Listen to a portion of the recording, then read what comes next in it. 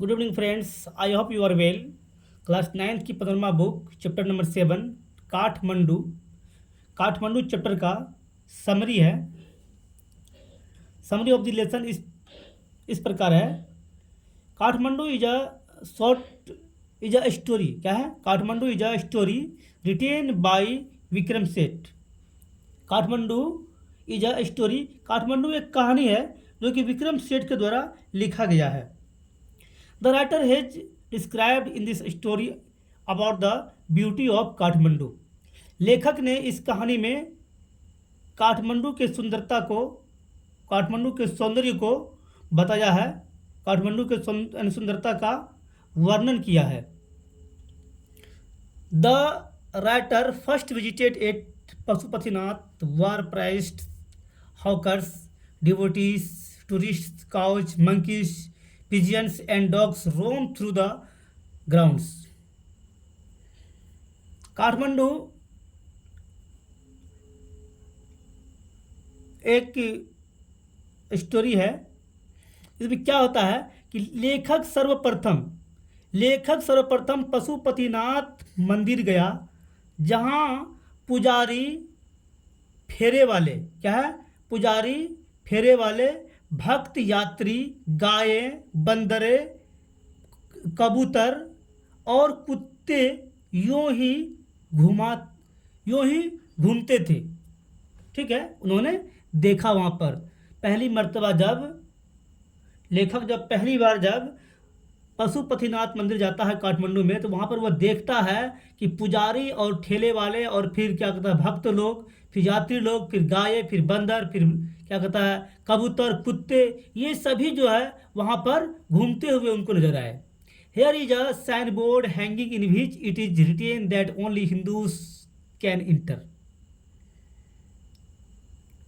वहाँ एक तख्ती लटकी हुई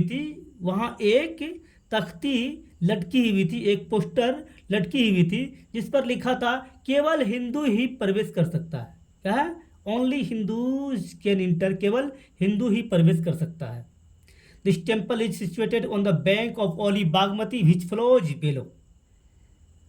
ये मंदिर जो था बागमती के तट पर अवस्थित है, जहाँ नीचे नदी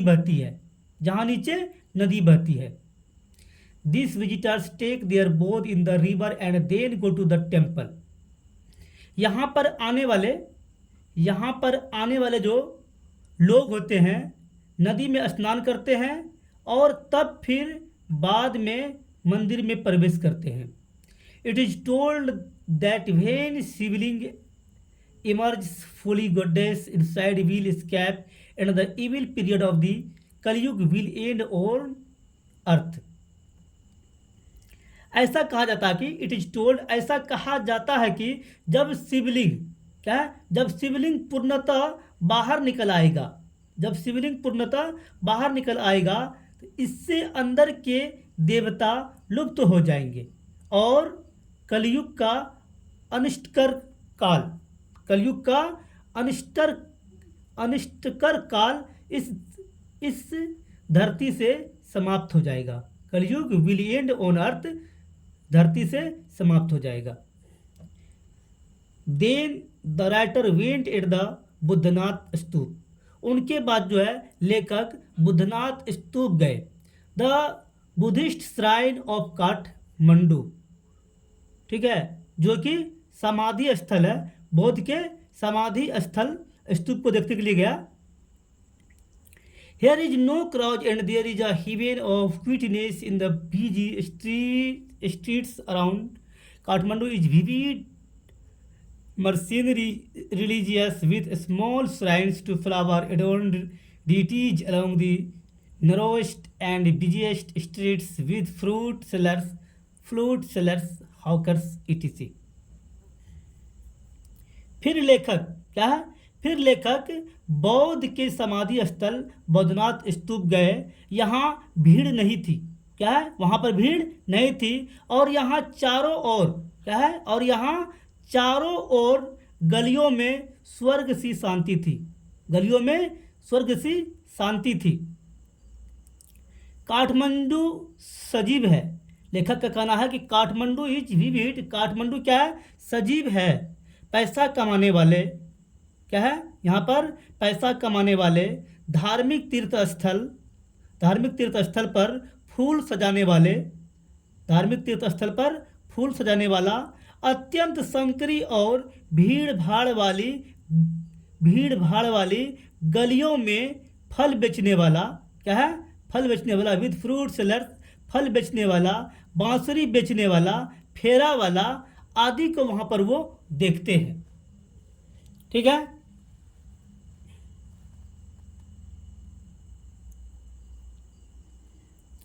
The writer is very much fond of flute music. He looks at the flute seller standing in a corner of the square near the hotel. लेखक को बांसुरी का संगीत बहुत पसंद है। वह एक बांसुरी वाले को होटल के नज़दीक कोने में खड़ा देखता है। कहाँ? होटल के नज़दीक कोने में खड़ा देखता है। In his land is a pole with an attachment at the top from which 50 or 60 banshees produced in all directions like the quills of a porcupine. The flute music is at once the most universal and most particular sounds.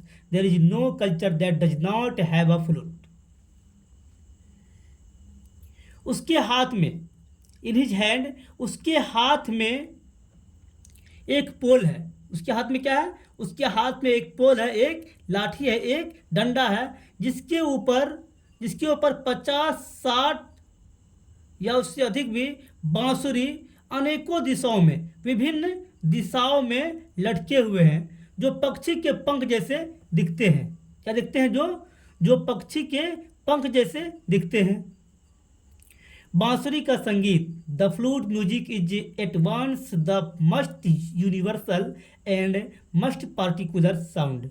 बांसुरी का संगीत, ध्वनि, उनकी आवाज़ का अत्यंत व्यापक और विशिष्ट पहचान है। उनकी एक विशेष पहचान होती है। कोई भी संस्कृति नहीं है, देयर इज नो कल्चर, इसमें कोई भी संस्कृति नहीं है, that does not have it's flute, जिसमें बांसुरी नहीं बजाई जाती है। कहा जाता है कि कोई भी ऐसा कल्चर नहीं है, कोई भी ऐसी संस्कृति नहीं है जिसमें बांसुरी नहीं बजाई जाती है।